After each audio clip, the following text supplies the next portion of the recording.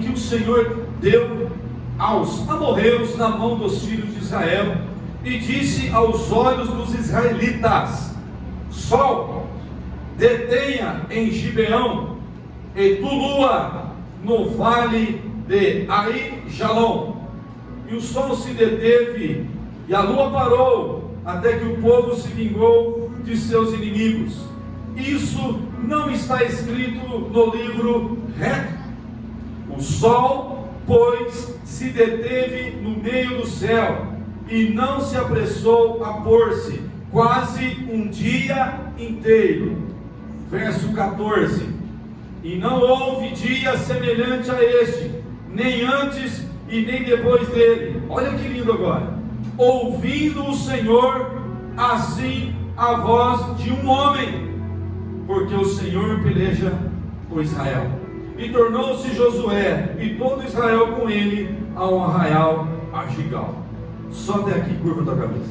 Pai, em nome de Jesus, nós estamos agora, presta a tua palavra na leitura, e agora nós precisamos da grande revelação do teu Espírito Santo sobre a minha vida e a esta palavra.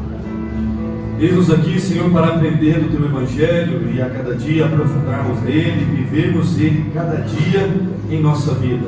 A aplicação dele, Senhor, é isso que nós queremos, aplicar essa palavra à nossa vida. Ajuda nós a entender para aplicar.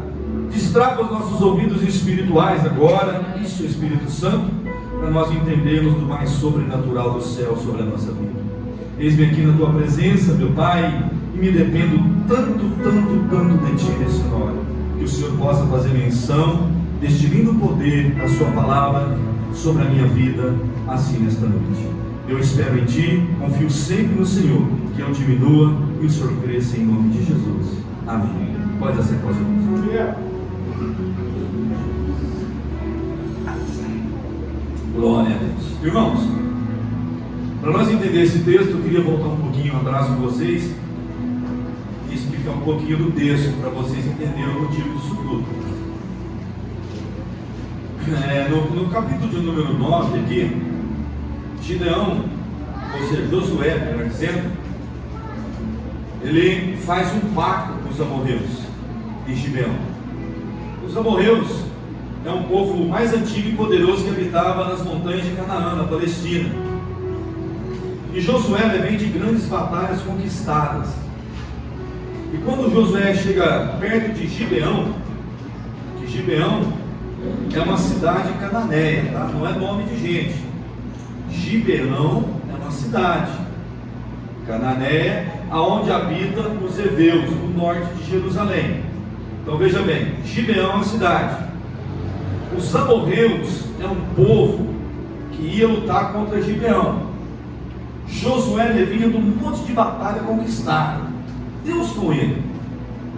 Esse povo de Gibeão, eles pegam no capítulo de número 9 e faz um fingimento para conquistar a confiança de Josué, com medo de Josué atacar eles. O capítulo 9 diz muito bem isso, que eles disfarçaram de viajantes, pegaram odres velhos de vinho, vestiram com sacos velhos, sapatos velhos, pão embolorado, e chegaram a Josué e diziam que eram viajantes antigos e que precisavam de uma aliança com Josué. Josué então faz uma aliança com esse povo de Gibeão. Vejam bem, Josué então agregou a eles, fez uma aliança.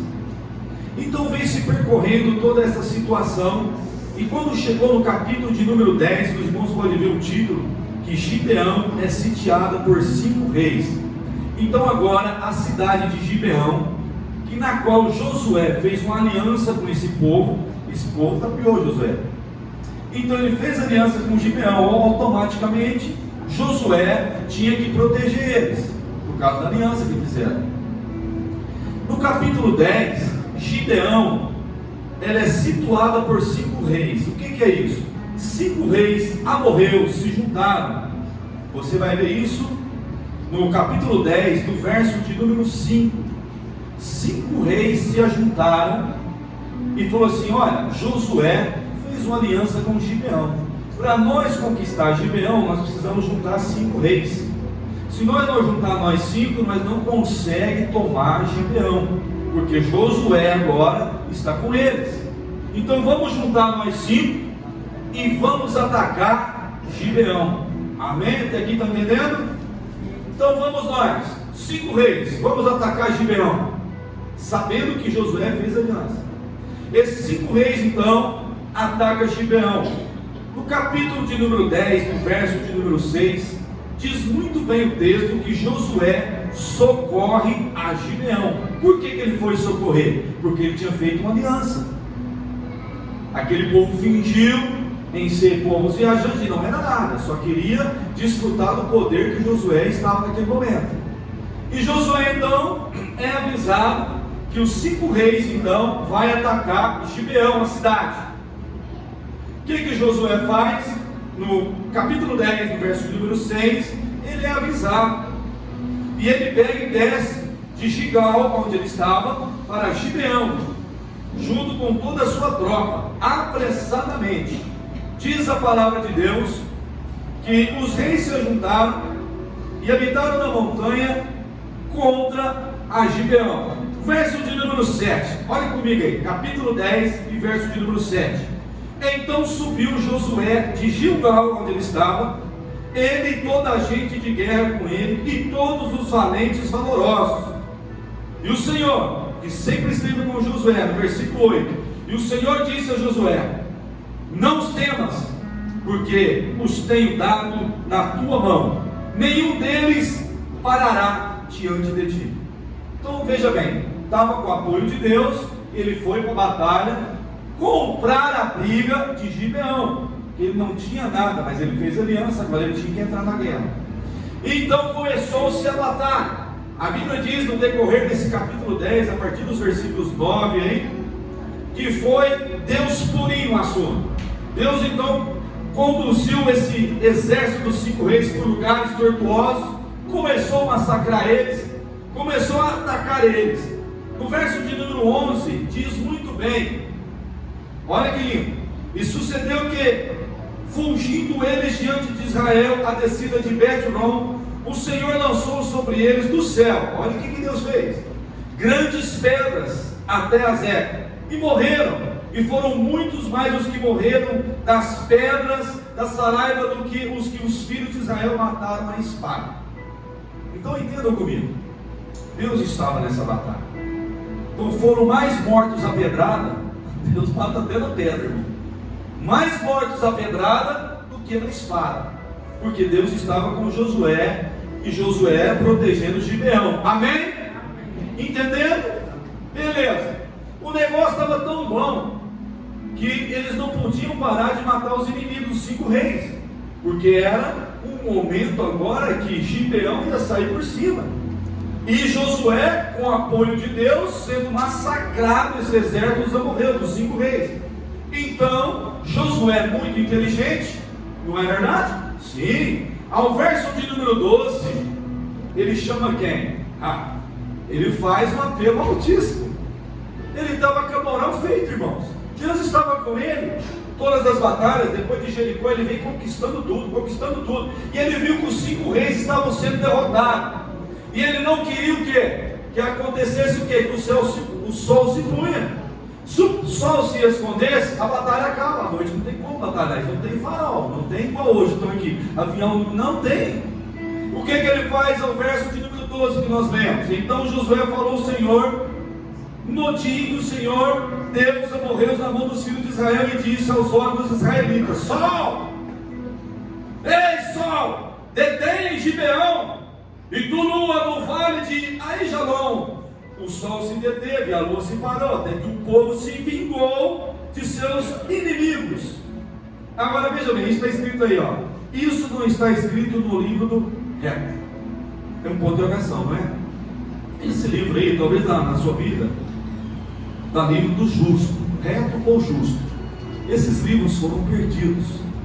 Tem muitos manuscritos perdidos de Paulo, esse aqui principalmente, e esse não está justamente adequado à Bíblia, diz aqui. E esse livro não está adequado. Então por isso que teve essa pergunta. Isso não está no livro os retos. Ok? Porém, então, ele levanta a sua mão e para. Por que ele parou o sol, irmão? E falou para a lua dar um tempinho? Para que a batalha fosse mais exterminante. Eles queriam matar todo o exército dos 5 reis, porque seriam para eles uma grande vitória. E então ele levanta a sua mão e pede ao sol para se deter. E a Bíblia é muito clara em dizer que o sol se deteve no meio do céu e não se apressou a pôr-se quase por um dia inteiro. Agora vejam bem, um negócio desse para acontecer, tem que ter uma autoridade, um relacionamento com Deus muito próximo. Para parar a rotação, hoje nós vemos que é a rotação da Terra, não é verdade? É isso que muitos batem de frente. Iria ter uma movimentação atmosférica entre oceanos, não é verdade? Entre tudo que está girando. Veja bem, irmão, isso tudo está girando. E Deus é tão magnífico, eu quero acreditar assim, que Deus é tão magnífico através do seu poder, que Ele tem criado todas as coisas, que Ele dá uma travadinha no eixo da Terra, que nós aprendemos que ela gira, que nem os oceanos sentiu, que não houve nenhum outro tipo de catástrofe, que tudo foi parado ali. Houve uma paralisação, irmão. Queira o cientista, queira os teólogos, queira nós pastores não acreditar que o eixo da Terra não parou, mas a Bíblia diz muito bem que houve como se fosse um dia inteiro uma paralisação do Sol. Como explicar isso? Nós vamos no dia que nós entrar no céu, que é uma das perguntas que nós podemos perguntar para o papai. Como o senhor fez isso? Como o senhor parou o eixo da Terra? Como o senhor deteve aquele eixo de rodar? E olha, os oceanos, os mares, os rios, a natureza parou do mesmo jeito, que não houve nenhuma catástrofe. Depois nós vamos ver outro versículo da base disso. Como pode o senhor ter feito isso? Através, muito bem, o versículo que nós lemos, que eu falei para você prestar atenção, ao verso de número 14, no final dele, que diz: ouvindo o Senhor assim a voz de um homem. O próprio escritor disse: como pode o Senhor, ouvindo a voz de um homem, fez parar, fez deter o sol e a lua, ouvindo o Senhor a voz de um homem. Irmão, nós vemos que o grande poder de Deus em nossas vidas, quando nós temos dentro de nós a confiança que Ele é o Senhor nosso, como vem falando desde o início do culto, que Ele é Deus, que Ele supre a sua necessidade, que Ele busca primeiro o reino de Deus, como disse a palavra oficial, depois os demais irmãos vêm vindo. O que você está preocupado? Olha para o monte, é de lá que vem o seu socorro. Não será que tem hora que nós não detemos com essa palavra e vemos que o grande poder de Deus, Ele comanda todas as coisas, até a própria natureza? E nós vemos uma intervenção na rotação terrestre, numa rotação anti-horária. Para pirar a cabeça isso aí. Como pode na rotação anti-horária o Senhor interferir numa dinâmica dos oceanos, da atmosfera? É o efeito Coriolis. Esse efeito Coriolis até hoje ele tem atualmente. É o efeito do vento contrário sobre a atmosfera.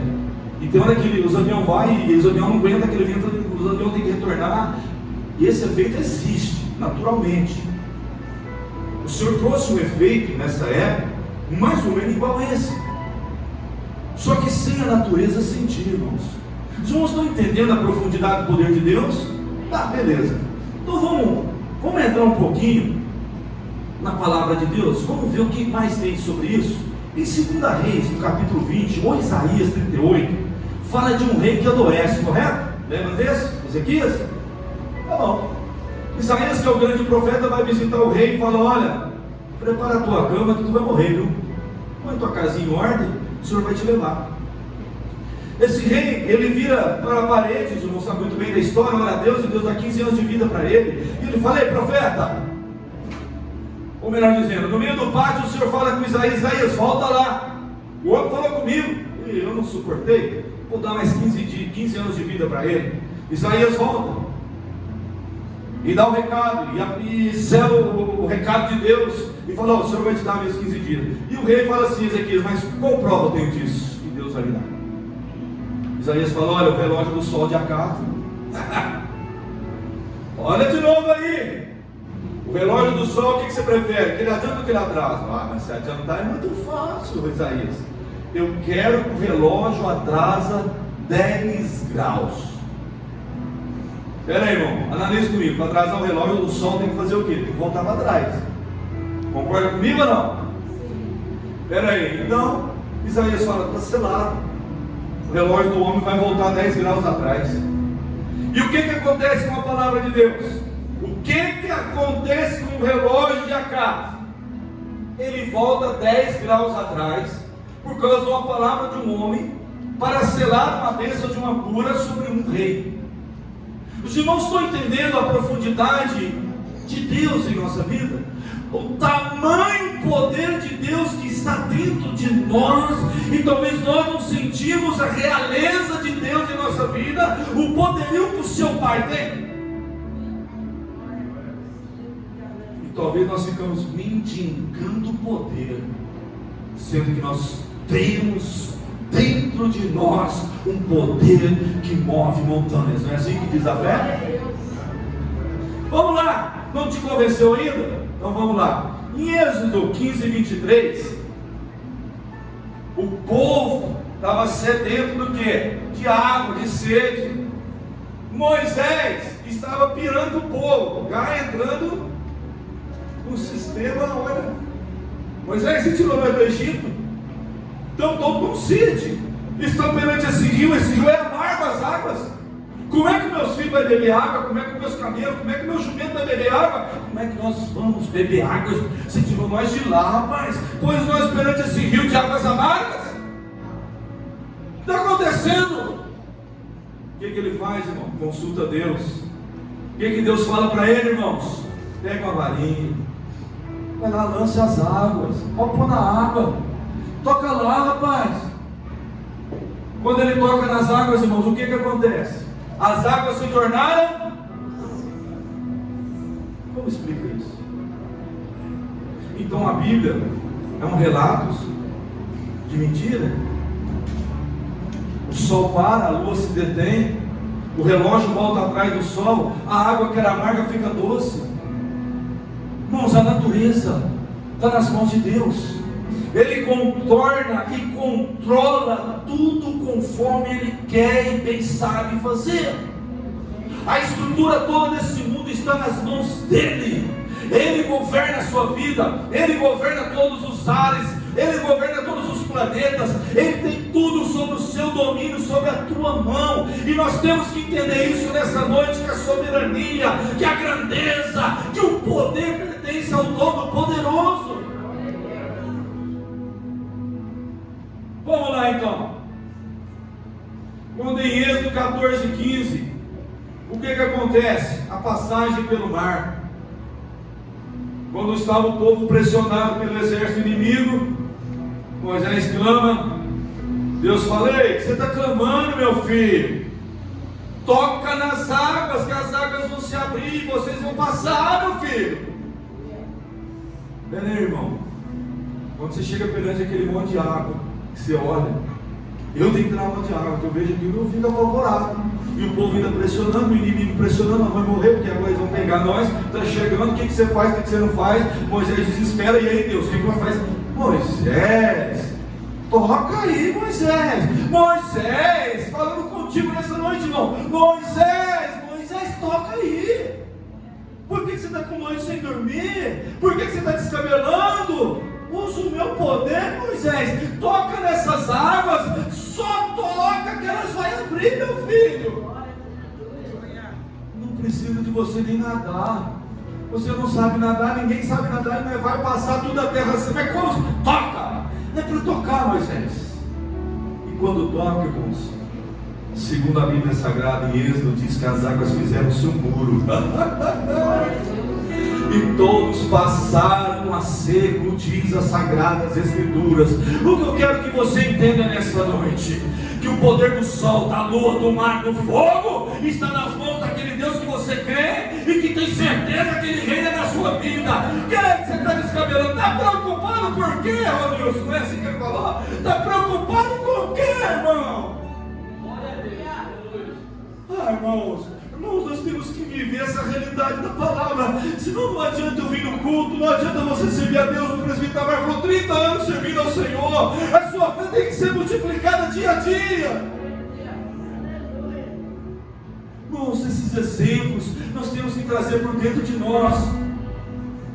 E você é filho, herdeiro, como foi cantado aqui nesta noite. Se é herdeiro, você tem um pai rico, você tem um pai milionário, você tem um pai que tem poder nas mãos, você tem um pai que detém o sol, que detém a lua, que fala para a água: ei, separa, mar.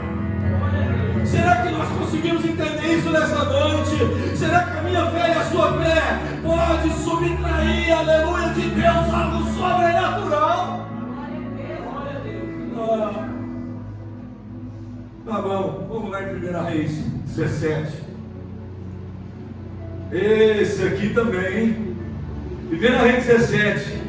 O que Elias diz para Acabe? Ei, Acabe, 3 anos sem chuva, 3 anos sem orvalho. E aí, irmão, que consciência nós temos desse Deus?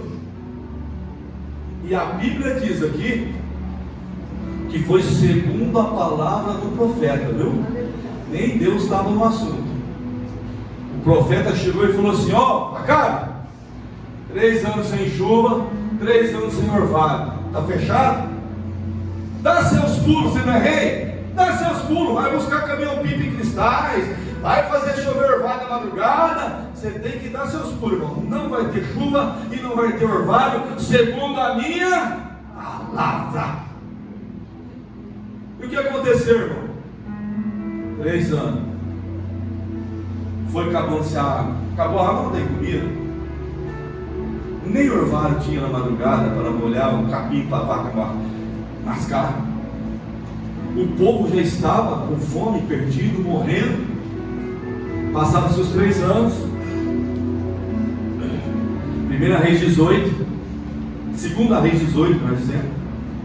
Passou 3 anos, veio o Senhor e falou a Elias: agora, olha aí, o Senhor procura Elias e falei: Elias, procura Acabe lá, vai lá. Fala para ele que agora vai chover. Irmão, segundo a palavra do profeta, o que eu gosto de ouvir é isso. Depois Deus vai lá e procura o profeta e fala: ó, vai lá, procura ele, fala para ele que agora vai chover e vai ter mudança. Pode plantar agora, os animais vão comer, vão beber. Mas, irmãos, se deteve 3 anos sem chuva. Isso, irmãos, Velho Testamento, nós estamos vendo isso. A palavra de Deus, aleluia, ela vem de uma forma sobrenatural sobre a vida do homem que teme a Deus, que tem Ele como Deus na sua vida. Irmãos, aleluia, não tem momentos difíceis na sua vida que Deus não possa entrar para solucionar os seus problemas. Olha para os montes, tirar que vem o seu socorro. Está comendo do quê? O reino de Deus e a sua justiça, e as demais coisas serão acrescentadas na sua vida. Tu serves um Deus verdadeiro, um Deus forte, um Deus que habita dentro de você. Tu não somente é uma criatura, mas é um filho de Deus. Aleluia. Josué em 3,15 também. O sacerdote com a arca. Sabia que Josué também abriu o Rio Jordão? Josué. O sacerdote com a arca chegou perante o Rio Jordão, não tinha como passar. Sabe o que Josué fez? Aparta de água, vamos passar. Muita gente fala pouco de Josué, né? Nessa noite estamos falando de Josué também era um homem, como eu falava, irmãos. Era um discípulo de Moisés. Ó, era 90, hein? Chegou perante o Jordão, abriu o Jordão, o sacerdote com a sua arca passou tudo a seco. Sabe o que é isso, irmãos? É o poder de Deus governando a natureza. Através da boca do homem, como diz aqui na leitura que nós fizemos, através da boca de um homem. Deus deteve o sol e deteve a lua. Pô, através da boca de um homem, irmão. A Bíblia diz para nós que nós temos a tal confiança em Deus, porque o sol da justiça ele vai brilhar somente para o justo, que somos nós. O injusto, ele não tem como alimentar o sol da justiça. E a Bíblia é bem clara em dizer que o sol da justiça, ele brilha todos os dias para você. Aleluia! Abrindo essa porta aqui na qual você nem sabe de onde está vindo. E você vai dizer: como pode isso acontecer? Acontece porque Ele é contigo, Ele está contigo, e Ele tem prazer em te ajudar nesta noite. Aleluia!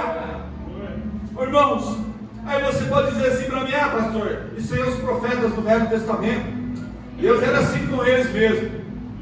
Ah, é? Vamos abrir então no Novo Testamento. O próprio Mestre Jesus, amém? Nos Evangelhos de Marcos 4:35, de Mateus 8:23, de Lucas 8:22, relata a mesma história. Sabe qual é a história?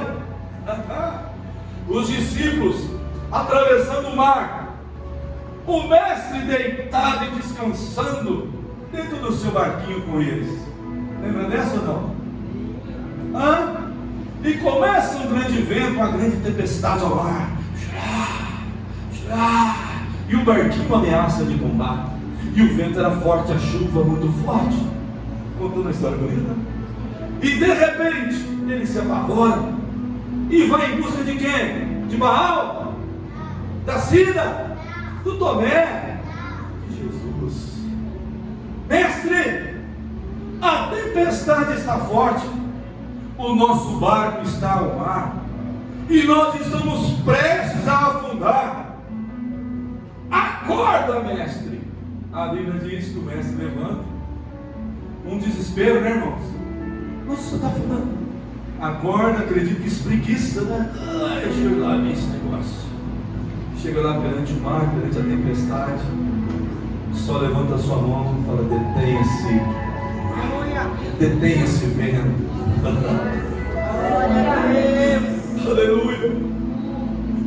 Irmãos, nós temos que crer nesse poder de Deus em nossas vidas. Que quando Ele levanta o seu braço, a Bíblia diz, olha aí nos Evangelhos, que o vento se acalma, o mar se aquieta. E o que me chama mais atenção, irmãos, que Ele fica bravo, sabe com quem? Com seus discípulos. Porque os seus discípulos tinham autoridade, como os profetas atrás tinham, de levantar a sua mão e repreender o vento, e repreender a tempestade, e não fizeram. Foi então que ele disse: homens de pequena fé, vocês estão vendo o vento, a tempestade matando nós, e não levantam os braços de vocês. O que eu quero que você entenda nessa noite? Que Jesus quer falar para você e para mim, que nós temos autoridade nas mãos. O vento, a tempestade está forte, nós temos autoridade de levantar nossas mãos. Simbolicamente, qual é o vento que está na sua vida? Qual é a tempestade que está nos afrontando? O que é que está fazendo nós perder a paz? Ele fala para você nesta noite: não precisa me incomodar. Você tem autoridade nas mãos de repreender o vento forte, de repreender a tempestade que está na sua vida, e a bonança voltar a reinar, a paz, a alegria e o gozo na tua alma. Sabe por quê, irmãos? Porque o compromisso que nós temos é com a palavra de Deus. E esta palavra, quando ela está na sua vida, gera poder de Deus. Porque isso aqui não é um gibi de historinhas. Não. É porque muitas das vezes nós não acreditamos nesse poder sobrenatural que esse Novo Testamento traz para nós. A calmaria de Deus. Porque Deus, Ele quer que nós, discípulos dEle, aleluia, usamos dessa autoridade, desse poder, para que tudo venha a obedecer à autoridade dEle. Em Mateus 17:24, Ele dá uma instrução para Pedro ir buscar uma moeda que um peixe tinha comido. Não, é coisa absurda, não é? Não é ou não é? Ô Pedro, você vai descer e vai procurar um peixe com uma moeda, para nós pegar essa moeda e pagar os impostos. Meu irmão, peraí. Tem coisa que nós vemos Jesus fazer que era, acredito eu, para testar a fé deles. Não é assim? Irmãos, o sobrenatural de Deus, ele está conosco. O poder de Deus reina em nossas vidas, irmãos. Quando o profeta Isaías disse que quando passares pelo fogo, não vai queimar você, nem chama alguma vai arder. Quando passares pelas águas, elas não vão te submergir, não vão te afogar. Sabe por quê? Porque nós temos o domínio e o poder nas mãos dele, dá autoridade para mim e para você. Pastor, mas isso aí, o senhor está trazendo uma palavra, mas isso aí lá de trás, com mãos, isso ocorre. Eu sei que nós estamos num século totalmente avançado, onde o pecado superabunda nossas vidas, mas nós temos que sair daqui nesta noite cheio desse poder de Deus, de crer, pelo menos de crer, irmãos, que Deus, ele é grande, superior a todas as coisas, e parar de fazer você descabelar quanto o que há de acontecer amanhã na sua vida, e de você tomar uma providência de crença, de crer num Deus forte, num Deus poderoso, que para o sol e a lua e os mares, que se detém por causa de um homem, que quando o homem levanta a sua mão, ele está com você para deter. Será que nós podemos essa noite ter isso, irmãos? Irmãos, no YouTube tem a primeira guerra árabe contra Israel. A primeira guerra árabe em Israel foi com o estado de independência de Israel, e cita que foi a grande catástrofe daquele ano de 1948, onde juntaram 5 países árabes: Egito, Síria, Jordânia, Iraque e Líbano, contra Israel. Houve a independência de Israel, decretada pela ONU. Esses países não aceitaram. Juntaram 5 países, quase igual aos 5 reis, para acabar com Israel. Segundo os estudos do YouTube, diz que ficaram quase um ano brigando e Israel ganhou. Em 1948, em 1967, tem alguém aqui de 67? Natalício? Tem não, né? 1967, em 67, presta atenção agora, para nós fechar a noite e ir embora para casa. 1967, não está muito distante de nós, tá? Não, 67 agora. 1967, teve uma guerra de 6 dias contra Israel, ok? 5 nações contra Israel, para deter, para acabar com tudo. Eu estava ouvindo hoje com a minha esposa em casa o relato do soldado que naquela época lutou com Israel.